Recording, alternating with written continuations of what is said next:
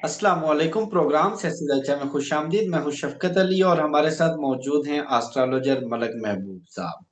आज की इस वीडियो में बात करेंगे आपके सवालात, आपकी तनकीद और एहतसाब के लिए हमारे सामने मौजूद हैं मलक महबूब साहब, जिनका मैं ऑलरेडी तारुफ करवा चुका हूं। मलक साहब, बहुत शुक्रिया आपके वक्त का। My pleasure sir. मैं रेडी हूँ इत्तेसाफ के लिए। आप बात करें, क्या बोलना चाहते हैं आप? सर, कमेंट्स तो आप यकीनन पढ़ते ही होंगे सर मैं और कमेंट्स हमारे नहीं जो पढ़ता, व्यूअर्स हैं, बहुत कम पढ़ता हूँ। चले आप नहीं पढ़ते लेकिन मैं तमाम कमेंट्स पढ़ता हूँ और मैं उन पे रिएक्ट भी करता हूँ और अक्सर लोगों को रिप्लाई भी करता हूँ। हमारे जो व्यूअर्स हैं उनका शिकवा कह लें या तनकीद कह लें कि प्रिडिक्शंस आप कर रहे हैं पिछले, मेरा ख्याल है 1.5 साल तो हमें भी हो गया, लेकिन प्रिडिक्शंस पूरी नहीं हो रही। और खास तौर पर खान साहब के हवाले से, और खास तौर पर फील्ड मार्शल आसिम मुनीर साहब के हवाले से और मौजूदा सेटअप के हवाले से।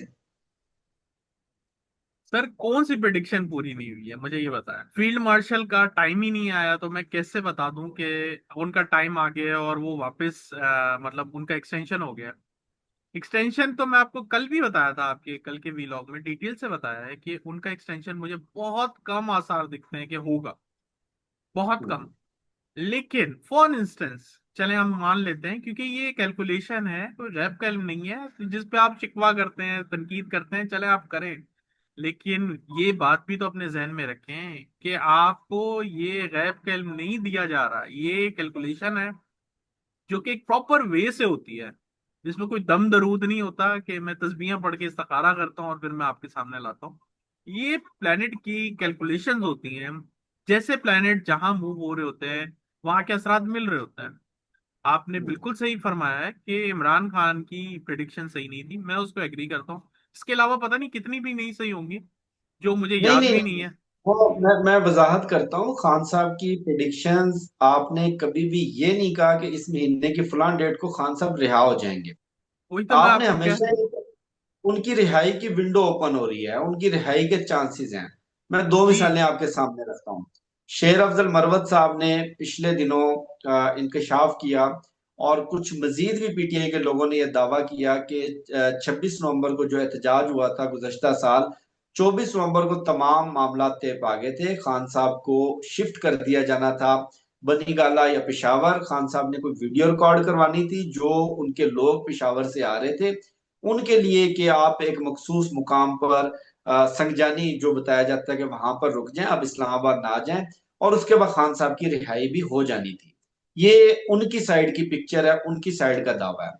और दूसरा दावा आज अगेन हुकूमती मिनिस्टर है तारिक फजल चौधरी, भले ही इनके हाथ में, इनके कंट्रोल में कुछ भी ना हो, ये बिल्कुल बेबस हो, ये पपिट हो, लेकिन इसके बावजूद वो ये कह रहे हैं कि पीटीआई वाले अगर चाहें तो हम खान साहब को बनीगाला शिफ्ट कर सकते हैं, बुशरा बीबी को भी शिफ्ट कर सकते हैं, हुकूमत कोई रुकावट नहीं डालेगी।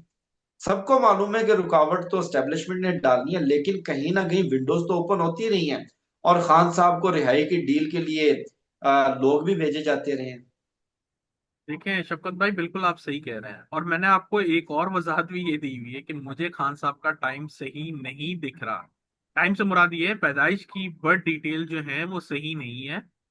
इसलिए मैं उनका वक्ती जायचा खोलता हूँ। उस वक्ती जायचा के लिए जो नंबर भी होता है वो भी मैं अपने दिमाग में जो रैंडम आ जाता है वो यूज करता हूँ। खान साहब से मेरे पास कोई नंबर नहीं आया हुआ जिसके ऊपर मैं जायचा बनाऊं और वो 100% सही हो। तो आप इस चीज को समझें, ये कैलकुलेशंस को आप प्लीज नजर में रखा करें, रैप कैल नहीं है। अब मैंने आपको ऑलरेडी नवंबर की डेट दी हुई है, नवंबर का टाइम दिया हुआ है। नवंबर से जनवरी के अंदर मुझे खान साहब के लिए बहुत सारी फैसिलिटीज नजर आ रही हैं। चाहे खुदा ना खास्ता इंडिया पाकिस्तान की जंग हो या ना हो, पाकिस्तान अफगानिस्तान के साथ मामला खराब हो या ना हो, फील्ड मार्शल की एक्सटेंशन हो या ना हो, खान साहब के जायचे में ये फैसिलिटीज हैं। और मैंने बहुत दफा बताया है कि खान साहब को चाहिए थोड़ा फ्लेक्सिबल होके चीजों को निकालें, क्योंकि इनके सितारे वैसे नहीं हैं जैसे 2018-19 में थे। इसका मतलब ये नहीं है कि इनके सितारे हमेशा ऐसे ही रहेंगे, इसका मतलब ये भी नहीं है कि उस टाइम का वेट करना चाहिए जब खान साहब के इतने बेहतरीन सितारे, तो वो बाहर आके बहुत सारी चीजों को हैंडल कर सकते हैं। प्लस आप देखें, पीटीआई की मैंने आपके सामने बात की थी कि ट्रांसफॉर्मेशन से जा रही है। जी। अब आपके सामने वो एग्जांपल है। फिर मैंने अली अमीन गंडापुर की बात की थी, वो आपके सामने है। बहुत सारी और की हैं जो मुझे याद भी नहीं है। सारी चीजें मैंने खालिस्तान आपके की सामने। जंग, इंडिया वाली अफगान, जंग, इंडिया की बहुत सारी है। फतेहपुर जंग, वाटर बिल्कुल सर। एलिमेंट। पानी का एलिमेंट, पता नहीं कितना कुछ मुझे याद नहीं है। और मेरी आदत भी नहीं है कि मैं आपको बैठ के गिनवाना शुरू करूं। मेरा काम है यहाँ पे कि मैं एस्ट्रोलॉजिकली जो सिचुएशन दिख रही है उसके ऊपर बात करूं, बजाय बजाय हम वो पीछे जाके आपने यूं कहा मैंने यूं कहा। क्योंकि मेरी ऐसी आदत नहीं है। जो है सो है, मिट्टी पाओ आगे बढ़ो। अच्छा मलक साहब, चलें आगे बढ़ते हैं। आपने फील्ड मार्शल के जायचे के हवाले से भी बता दिया, और जाती उम्रा में सुनने में आया कि अहम तरीन मुलाकात हुई है फील्ड मार्शल की। नवाज शरीफ, शहबाज शरीफ, इसहाक डार और मरियम नवाज इस मुलाकात में मौजूद थे। इस वक्त पाकिस्तान की हुकूमत और एस्टेब्लिशमेंट में आखिर चल क्या रहा है? देखिए, इनके बीच में बहुत बड़ी दरार है। दरार से मुराद ये है कि गैप। गैप का मतलब ये होता है कि एस्टेब्लिशमेंट जो चाह रही है वो इनको नहीं समझ में आएगा, और जो ये लोग चाह रहे हैं वो उनको नहीं समझ में आएगा। वाइस वर्सा जो प्रॉब्लम चल रहे हैं ना, वो दोनों साथ साथ है। जी शफकत भाई, ये लोग एक पेज पे नहीं है। इनके बीच में बहुत ज्यादा डिफरेंसेस हैं। इनकी डिमांड्स एक दूसरे के साथ मैच नहीं करती। इनके फ्यूचर की जो रिक्वायरमेंट है वो मैच नहीं करती। तो इस वजह से ये लोग एक पेज पे नहीं है। इनके बीच में जो अभी मामला जो डेफिनेटली होंगे वो यही होंगे, एक्सटेंशन का ही होगा जो बीच में चल रहा होगा। और मुझे बहुत कम लगता है, बहुत बहुत कम से मुराद ये है कि 5-10% चांसेस हैं कि उनकी एक्सटेंशन होगी, वरना 70-80% चांस है देर इज नो वे। उनके लिए अभी चांसेस खत्म हो चुके हैं, उनका टाइम ओवर हो गया। बट इन एनी केस, जैसे मैंने आपको पहले इतनी लंबी वजाहत दी है कि अगर हो जाती है तो फिर भी इनका आगे चलना जून तक मुझे नहीं दिखता। जून के बाद से, जून 2026 के बाद से। अच्छा मलक साहब, इस वक्त सुहेल अफरीदी बिल्कुल क्रीज से बाहर निकल के चौके छक्के लगा रहे हैं, और वो हर वो काम कर रहे हैं जो स्टेब्लिशमेंट के कहने के पसंद के खिलाफ जा रहा है। और इस वक्त पूरे केपी में उन्होंने एक तरह से नई जान डाल दी है पार्टी में। और दूसरी तरफ अगर आप पंजाब की क्यादत देखें, वहां पर कुछ पुराने चेहरे जो 9 मई के बाद पार्टी छोड़ गए थे वो एक्टिव हुए हैं, और शाह महमूद कुरैशी से जाकर मिल रहे हैं। मैंने पिछली वीडियो में भी आपसे पूछा था, आपने कहा कि ये तो एक मजाक ही है, लेकिन ये मजाक हकीकत का रूप धार चुका है। पीटीआई में एग्जैक्टली इस वक्त क्या चल रहा है? देखिए, पीटीआई में अगर ये सुहेल अफरीदी क्रीज से बाहर चल रहे हैं तो ये इनके लिए खतरनाक है, मैं आपको बता रहा हूँ। और मेरा हरगिज कहने का मकसद ये नहीं है कि आप घर में जाके छुप के बैठे। मैं ऐसा नहीं कह रहा हूँ। लेकिन कभी कभी जब तूफान आया हुआ होता है तो आपका मोटिव ये होता है कि आप अपने आप को संभालें, और जो तूफान में कश्ती तैर रही है उसको संभालें। क्योंकि कश्ती है तो आप हैं, अगर नहीं तो फिर आप भी डूब जाएंगे। तो यही चीज जो है सोहेल अफरीदी के साथ हो रही है। मैंने आपको पहले कहा था, इनके पास अपॉर्चुनिटीज जरूर आएंगी लेकिन चैलेंजेस के साथ। अब यही चैलेंजेस हैं कि उस अपॉर्चुनिटी के चक्कर में इतना ज्यादा हाइप ना क्रिएट हो जाए कि जो चैलेंज है वो उनके लिए गले की हड्डी बन जाए। तो मेरा कहने का मकसद आप समझ गए होंगे कि आराम से टेक इट इजी। इतना ज्यादा स्पीड में अगर ये गए तो बहुत मसले हो जाएंगे। और इनके पास ये कश्ती के कैप्टन है। तो कैप्टन का जो काम होता है वो सब चीजों को संभाल के चलाना होता है। अगर सब कुछ कैप्टन करेगा तो उसकी टीम का क्या काम है। तो इनको चाहिए कि डिस्ट्रीब्यूशन ऑफ वर्क जरूरी करें। डेफिनेटली वो आए, स्पीच करें, जो भी हुए, लेकिन बड़े एहतियात से। क्योंकि आप देख रहे हैं विद इन कपल ऑफ, मेरे ख्याल से 15 दिन की बात है, 15-20 दिन पहले सब मामला एकदम से घूम गए। ऐसे ही सारा हुआ है। रुख, बिल्कुल। सारा रुख, हर चीज एकदम से अफगानिस्तान आ गया, इंडिया आ गया, पॉलिटिक्स में प्रॉब्लम हो गई, नून लीग पीटी पीपल्स पार्टी का प्रॉब्लम हो गया। तो आप ये देख रहे हैं कि वक्त जो है बहुत ज्यादा तेजी से स्पिन कर रहा है चीजों को। तो अगर ये इसी तरह से चलते रहे तो मैंने आपको बताया था कि वक्त के साथ इनको चलना चाहिए। अपनी चलाएंगे तो फंस जाएंगे, और ये फंस गए तो फिर बहुत नुकसान करेंगे। क्योंकि पीटीआई का अभी भी 15-20 दिन का टाइम और रहता है। हम 2 नवंबर में ये बात कर रहे हैं। 29-30 नवंबर से पीटीआई फिर तकरीबन बहुत अच्छे अपने एक बोलते हैं पाथ पे वापस बैक टू ट्रैक हो जाएंगे वो। जैसे एस्टेब्लिशमेंट बैक टू ट्रैक हो गई है। जी बिल्कुल, वो तो ये भी एक प्रिडिक्शन थी जिस वक्त जब बातें होती थी, तो आप बोलते हम्म, थे कि वो पता नहीं यूनिवर्सिटी में जा रहे हैं और वो स्टूडेंट अभी से भी जा खिताब रही कर रहे हैं। वो तो चले जा रहे हैं तो जाने देना सर, लेकिन आप ये तो देखें कि उनका मोटिव, उनका ध्यान कितना चेंज हो गया। अब वो है। सारे जितने भी एक्सटर्नल फ्रंट है उनको संभाल रहा है। हम्म। अच्छा मलक साहब, थोड़ा सा बैन अवी मामलात पर भी बात कर लें। ईरान ने दोबारा से अपना न्यूक्लियर प्रोग्राम शुरू करने का ऐलान किया है, और ईरानी सदर का कहना है कि बिल्डिंग्स तबाह करने से, इंफ्रास्ट्रक्चर तबाह करने से आप हमारे न्यूक्लियर प्रोग्राम को कोई नुकसान नहीं पहुंचा सकते। और कोई खास नुकसान पहुंचा भी नहीं। हम अपनी न्यूक्लियर यूरेनियम इनरिचमेंट जो है वो दोबारा से उसी स्पीड के साथ शुरू करेंगे जहां से खत्म हुआ था ये सिलसिला। जी देखें शफकत भाई, बात यह है ईरान इसराइल का मसला अभी सॉल्व हुआ नहीं है। मैंने आपको पहले भी हम्म। बोला था ये। बिल्कुल। अगर आप मेरी बात को समझें और महसूस करें आपको ये बात क्लियर हो जाएगी। दुनिया हम्म। तीसरी जंग अजीम की तरफ जा रही है, ठीक है। बिल्कुल।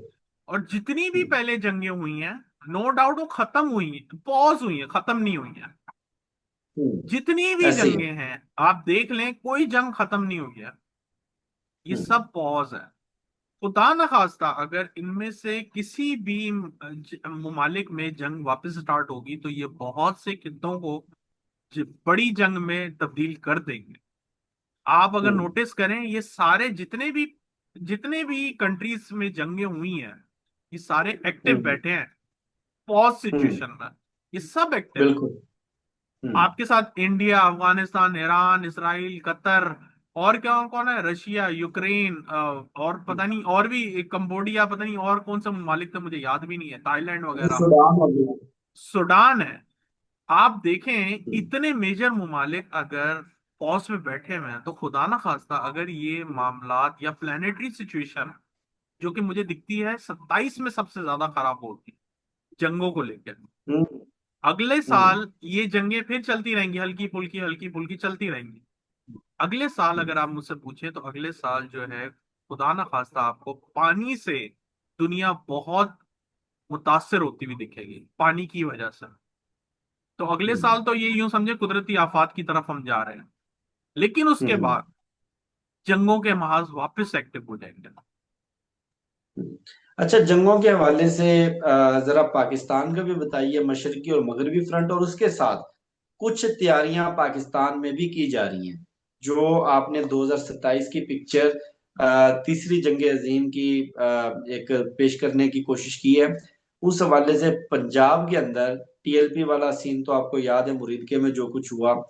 मसाजिद के जितने आइमा कराम हैं उनके लिए सरकारी वजीफा अनाउंस कर दिया गया है।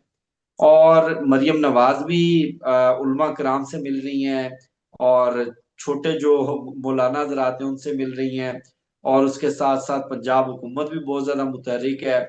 ये किसी ऐसे फैसले की तैयारी तो नहीं हो रही जिसके हवाले से इनको लगता है कि मजहबी तबका ज्यादा शदीद रिएक्शन देगा, खासतौर पर इसराइल को तस्लीम करना, और दूसरा जो बात चल रही थी गजा में पाकिस्तान की फौज भेजना।